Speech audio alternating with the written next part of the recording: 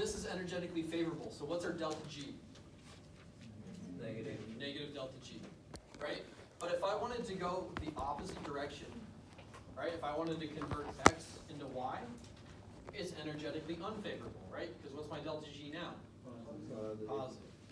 Okay, so I need to couple this unfavorable reaction to a favorable one.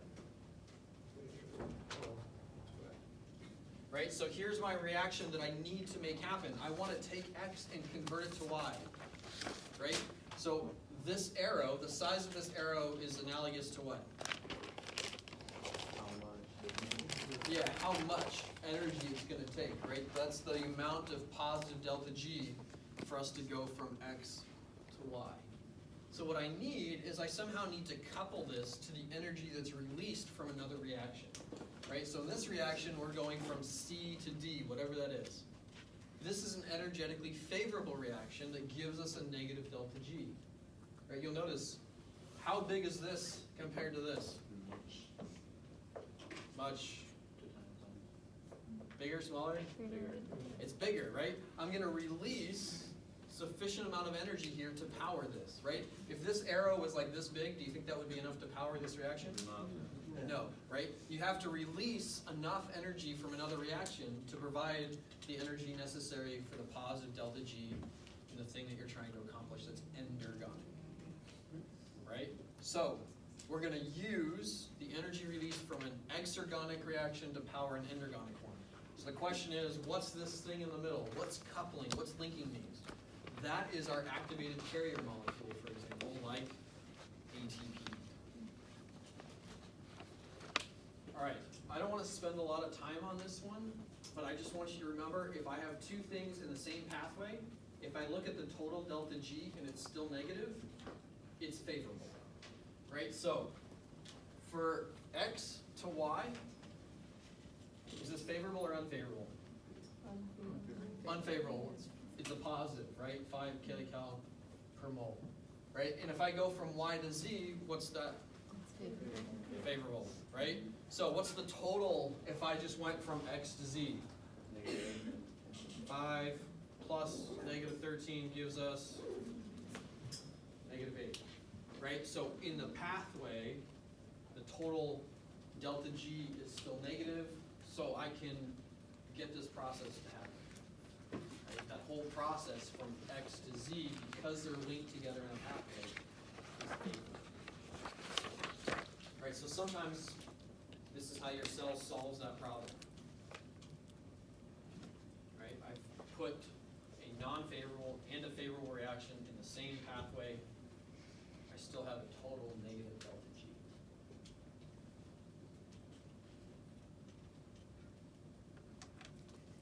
All right, so now let's look at our activated carrier molecules like ATP. All right, so this is the same diagram that we just drew over here a minute ago. Right, we're going to take the energy for some food molecule, right? We're going to release that energy in an energetically favorable reaction. So then we need some way to take that energy to go power an energetically unfavorable reaction, right? So this truck represents what molecule? ATP. ATP, right? It's picking up the energy from our food, right? And then we're going to use that energy in this reaction. So we're transforming the energy from our food molecule into our ATP molecule, and then from our ATP molecule into whatever molecule the cell has made in this reaction. Right? So catabolic is going to release the energy we need to power an anabolic reaction.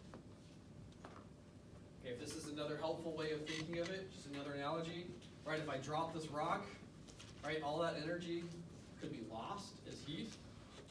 Or I could put something in the middle, right? And now this causes that thing to spin, which pulls the bucket up, right? So we've used some of that energy, kinetic energy of it falling, to do some cellular work. The same idea, right? This would be like a catabolic reaction. We're releasing some energy. But if I capture some of that energy, I can use it to do some work in the cell later on.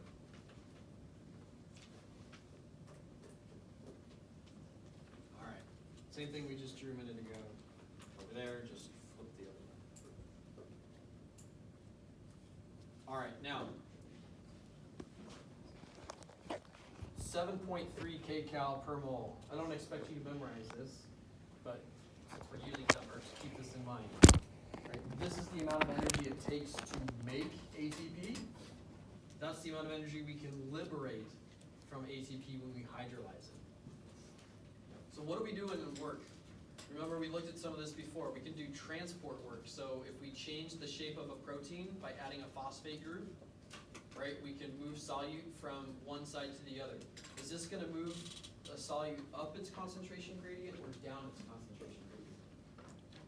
It's got to be up, right? This is active work. It's going to take energy, right? A motor protein. Did you guys watch that animation yet? No? Go back and watch the animation. Right, this little guy literally walks. See these little red lines here? It goes like this. And every time it moves what looks like a leg on here, it's because it's spending an ATP. It shifts the shape of the protein, so it's throwing one part in front of the other. It literally looks like this thing is walking. Go back and look at the motor protein slides on the cell chapter. Right? So we can literally move this thing along, right? Remember we said this is how we're carrying vesicles, for example, from the Golgi to the plasma membrane along the microtubule, right? That's an active process. It requires the motor protein to spend energy to move along the microtubule. So here's ATP, right? What is this thing?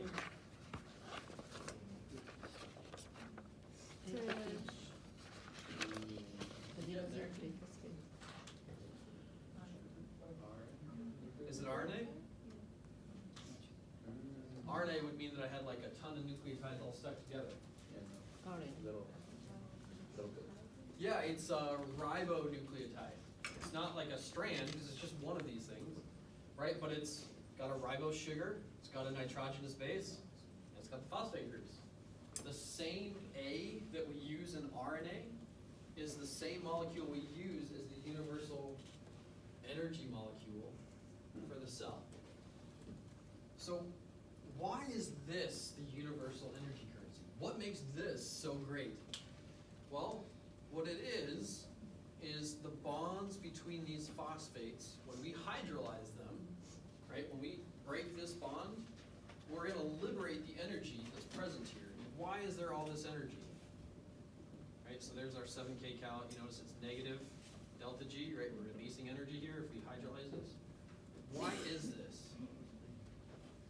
Well, how many guys are familiar with resonance? Only some of us. Okay, so resonance simply means, see this double bond here? I could shift that double bond to here, or here, or here. So it basically could be any of those. If you have resonance, it's more stable, right? So when we break this off, we're able to move this around. This double bond could be here, here, or here. It's something called resonance. So the easiest way to remember it, if you're not familiar with the concept of resonance, is that this is simply more stable than this. More stable, we're going to release energy. Right? In addition, what do you notice about these phosphate groups?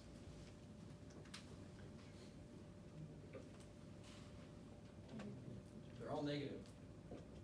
If I have two negatives right next to each other, what do they want to do? Get away. They should be repelling. It's just like if you took two magnets and you put the polar ends, north to north, right? They push against each other. Why aren't they separating from each other here? The phosphodiesterol. Yeah, they're stuck to each other, right? You have a covalent bond holding them together. So some silly analogies, right? One, this is like a spring that's compressed. And as soon as I hydrolyze that bond, that's like letting the spring go. Or releasing that energy. Or it's like having a bunch of 5-year-olds who had sugar all day and putting them on the bus. You know those seats at the back that only hold 2? Right? And you got 3 of them bouncing around on that seat. Right? What happens when the door opens? Out they go. Right? There's a lot of energy that's pent up here. And as soon as you break that bond, you release that energy. Right? Another thing, if you want to think about this is sort of a deeper thought process. When you release this, you actually increase the amount of hydration that takes place. So you're increasing the amount of entropy in the system. If we increase entropy, that's more energetically favorable. So if I ask to explain why ATP is so good as a energy transport molecule, right? You should be able to tell me, well, if we hydrolyze this bond, we end up with a more stable product. And at least one of the ways that you can explain that is because you understand there are these 3 phosphate groups all repelling each other. That's really unstable. And so if we hydrolyze that, one of those guys is freed up. Right, so, and then we mention if I ever asked you to explain why ATP is a good molecule for storage and transport to power cellular work, now you know why. Right? It's an unstable bond between your phosphates, so we're able to release that energy by hydrolyzing that bond. Very easy.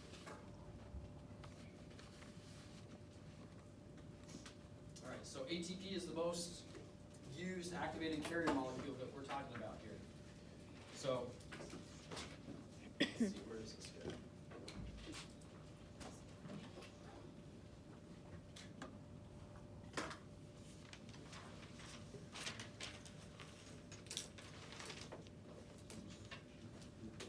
All right, so here's my ATP molecule. Here's some other thing. Whenever we hydrolyze ATP, more often than not, this 3rd phosphate group is going to get covalently added onto the molecule. Right? So it's not just that we're hydrolyzing, and I've got A, D, P, and P, but it's that that phosphate is going to get attached to something. So here's some molecule, right? I've got a carbon. That phosphate's always going to be added onto a hydroxyl group. Right? It's always going to be a hydroxyl group. Do you guys remember which 2 amino acids have hydroxyl groups in our group?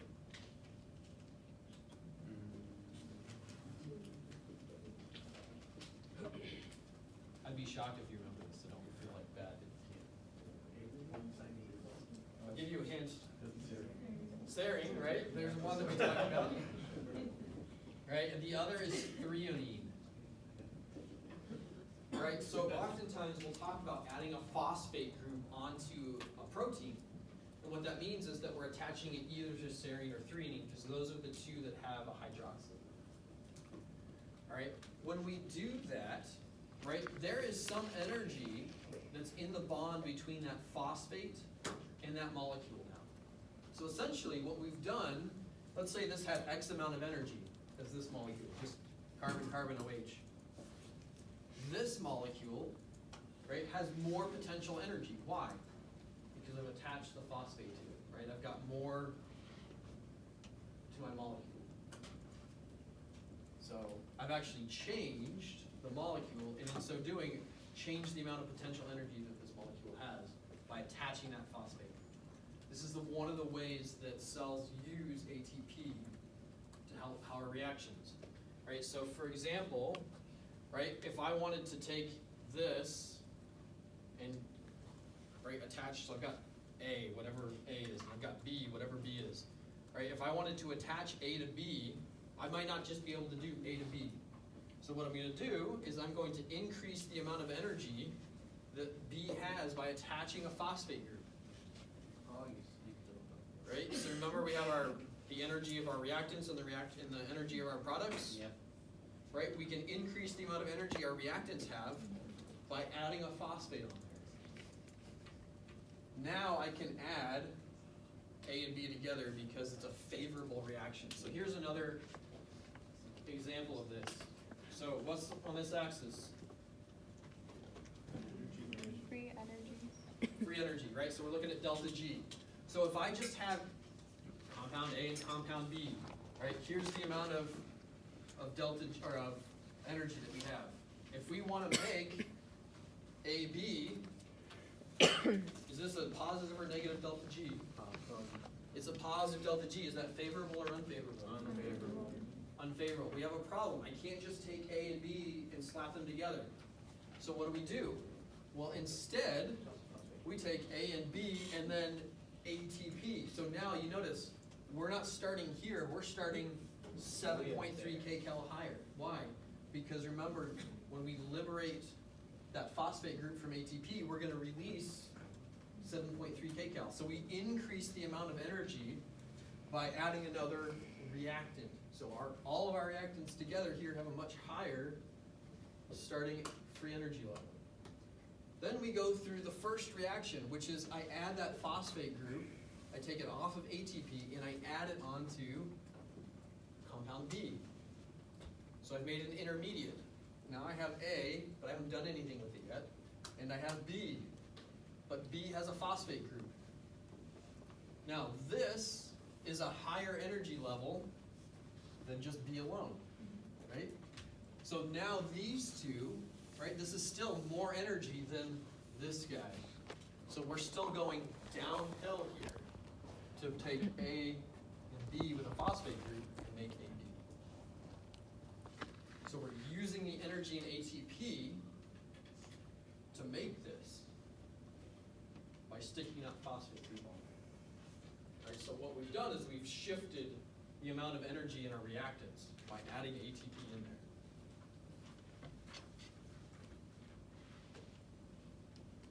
Does that make sense? I think in your textbook, figure 8.10 is very similar to this diagram. I took this from another texture and then I found it here. I think it's near the end.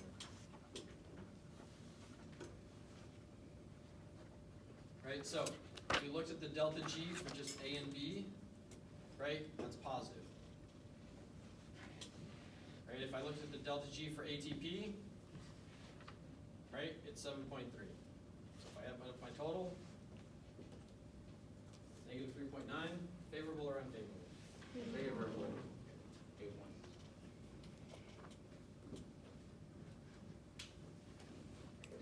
All right, so we're going to talk about ATP production later on, but there's going to be two ways that ATP is formed when we make it later. Right? Notice I have, I don't know, compound X with a phosphate group, and then I have ADP. Somehow, I'm able to take this and produce ATP plus X. What happened in this equation? The phosphate went from here to ATP.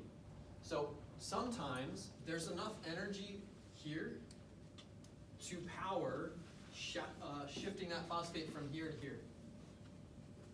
Right? But that's not always the case.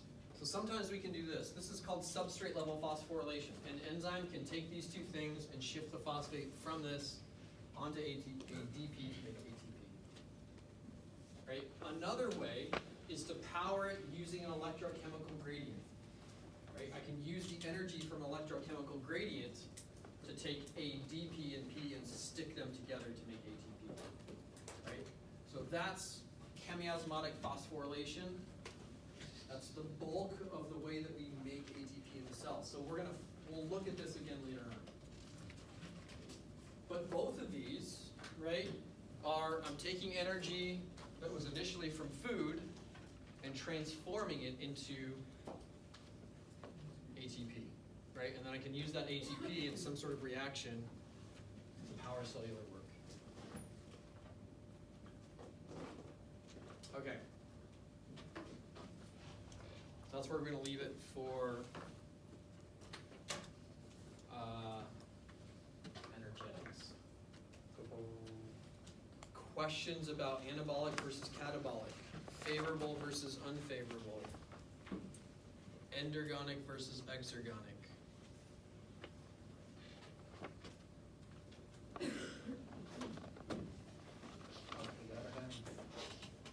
Yes? I thought that exergonic meant like it has a positive G. Exergonic. So let's make a list. So here's all the terms. See, group the terms that go together.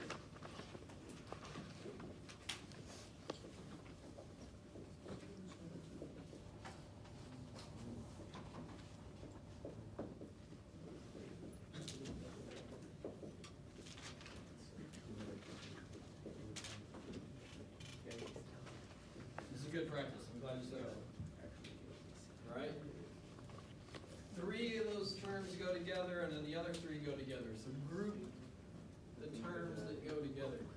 Take a second.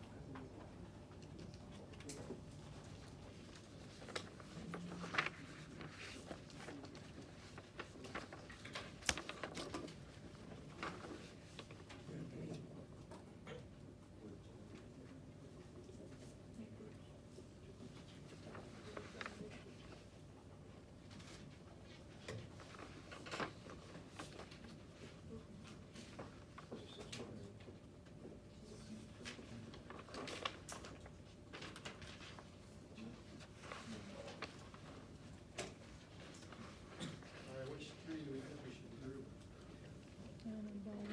Catabolic. All right, we'll start with exergonic. Catabolic? Yeah. You sure? Yeah. Okay. Favorable. And favorable. That's something faint. So that means anabolic is endergonic, unfavorable. Okay, so which of these two groups is a positive delta G?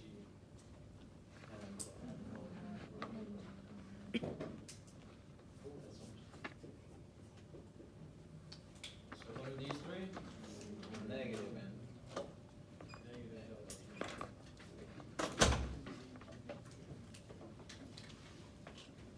All right.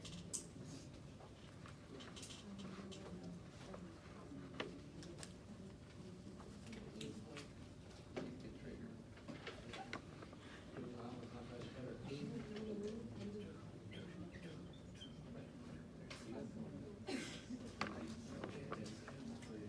They were really, like,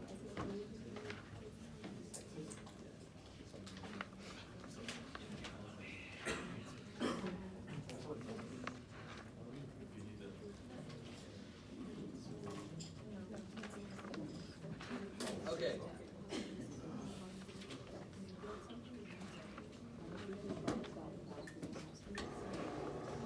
So for the next 10 minutes, I'm going to give you a primer on DNA replication, and then you'll be set for lab square finish, maybe. All right. So here's my piece of DNA. Okay. If I were to label the ends, what would I label this one? Okay, sure. You label that one 5. What's this one? This one? 30. This one? 5. Okay. All right, so I've got two strands that are anti-parallel, right? They're in opposite orientations. Okay, so if I wrote the sequence for this one,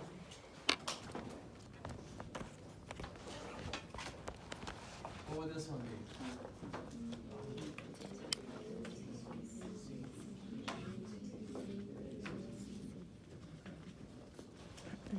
If I was going to copy this DNA, what would be the first thing I have to do?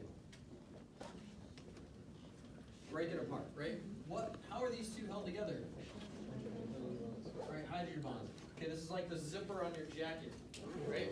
My jacket's zipped up and I try to pull it apart, it's not really gonna work, right? But if I just take my zipper and I break one link at a time, right, I can unzip my jacket. I can unzip my DNA in the same way, right? Why is it that I have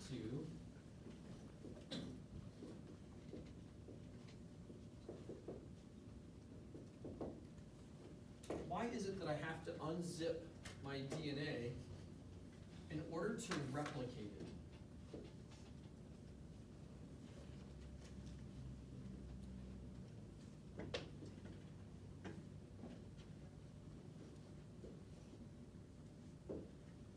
Why do I have to pull my two strands apart? To make a copy. Was that? Make a copy. How does this required to make a copy though?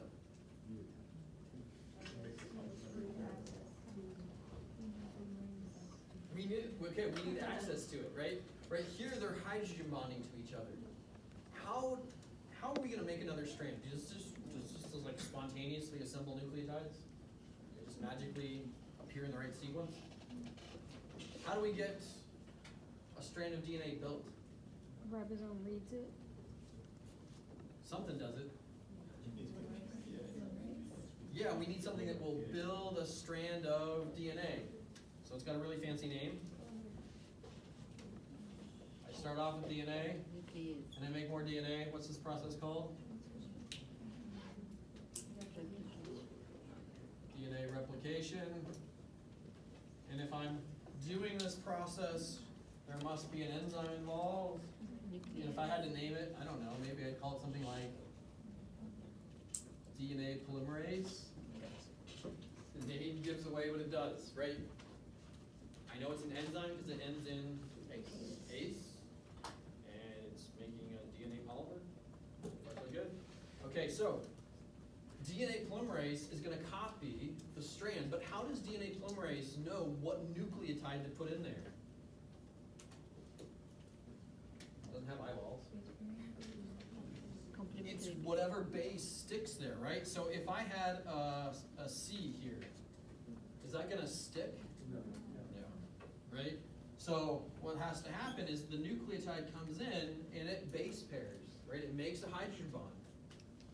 Right now, this is happening inside my enzyme. So my enzyme's sitting here, right? This is in the active site of my enzyme. Boom, there's this one. Now, what's gonna sit in here next?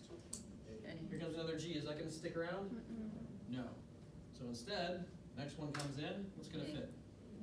A, right? Now, these two are right next to each other. So what is my enzyme gonna do now? Connect them together. We need to link them together, right? They're just sitting here, right? Temporarily sticking to this thing. But what we need to do now is make a bond here. What bond is this? Phosphonuclease. Phosphodiester bond, right? So DNA polymerase is gonna form the phosphodiester bond, right? And so we're gonna keep doing this. Now, which direction do you notice that we're going? Towards the 3 prime. 3 to 5. Ah, I'm glad you said that. You should never, ever, ever, ever, ever think about left to right or up or down. Because I can orient this in any direction and it wouldn't matter. What reference do we have as sort of a, yeah, you want to refer to the ends, right?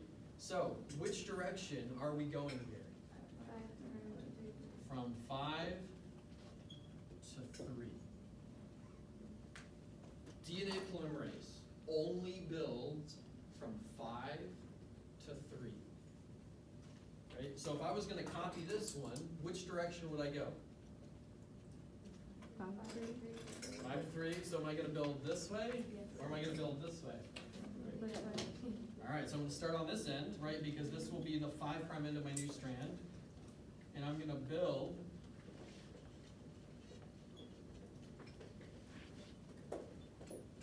this direction.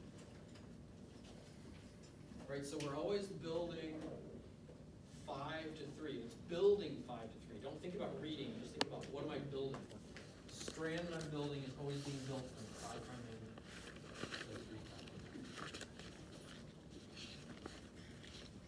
3'. So far, so good? Okay, now, this is really simple when we have something this big. But imagine you're a eukaryote with a piece of DNA that's really, really, really, really long, like the average size of a chromosome, which is 100 million base pairs. If I started on this end, right, and I tried to copy this, and I had to do this for all of the chromosomes in one cell, do you know how long it would take for one cell to replicate its DNA? Too long. 9 months. How do I know that's not what happens? How do I know it doesn't take one cell 9 months to replicate its DNA? I don't think most cells last time. What else happens in 9 months? Delivery. I can make a baby in 9 months. Well, I can't make a baby. Right? You can contribute a Right? bit. A baby goes from a single cell That's to weird. trillions of cells in 9 months. Right? On average, an animal cell can duplicate every 24 hours. Right? So we're replicating our DNA as a part of that process. So it's definitely happening a lot faster. So what does that mean? That means that we can't just be starting in one place. We have to start all over the place. So what we're going to do is we're going to have regions, right? So we'll just say here, here, here, whatever it is, that we call origins of replication. And so what we're going to do is we're going to form a replication bubble. So we're going to start pulling the DNA apart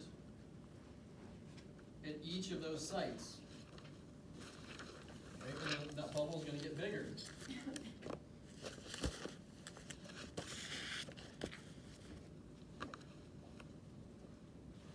Right? So this is over time.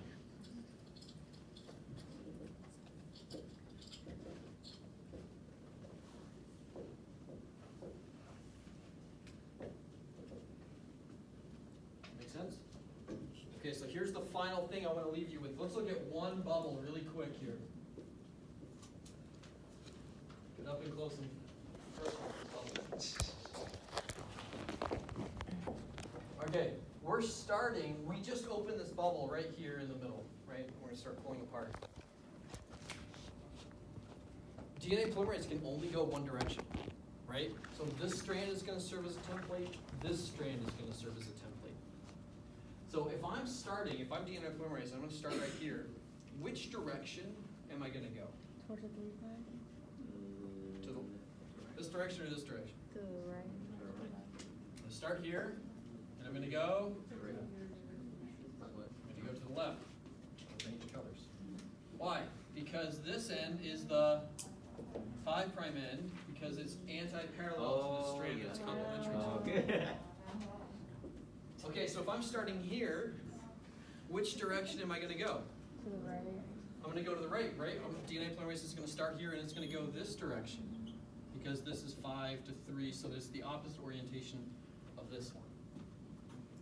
Do you see a challenge to this process? Yeah. How do I get the whole thing? Yeah, I've got half my DNA that's not being copied right now. So what am I going to do? Well, I can still build this in this direction, right? What if I just start right here and build that little piece?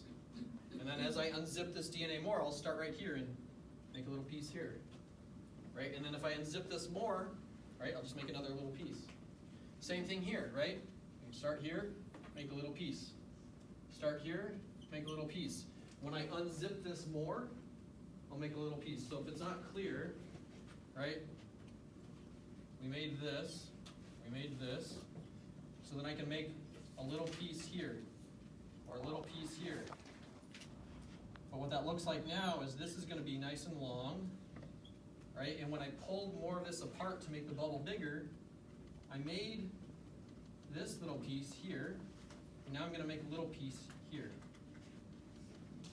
Right? And then I made a little piece here, so now that I've made this bubble bigger, I can make another piece here. This is probably the most difficult concept, so you can imagine we're going to reiterate this when we come back. Right? So this is what I would sort of have you focus in on, right? This is the really simplified form. This isn't terribly hard to understand. Split it, you have the complementary base. This is where it gets sort of interesting. So this is where we'll spend some more time, right? But we're going to have to stitch these pieces together at the end. Okay, so Dr. Brown's going to have to give you a little bit more of a primer for lab today. I'll let him know. See you guys on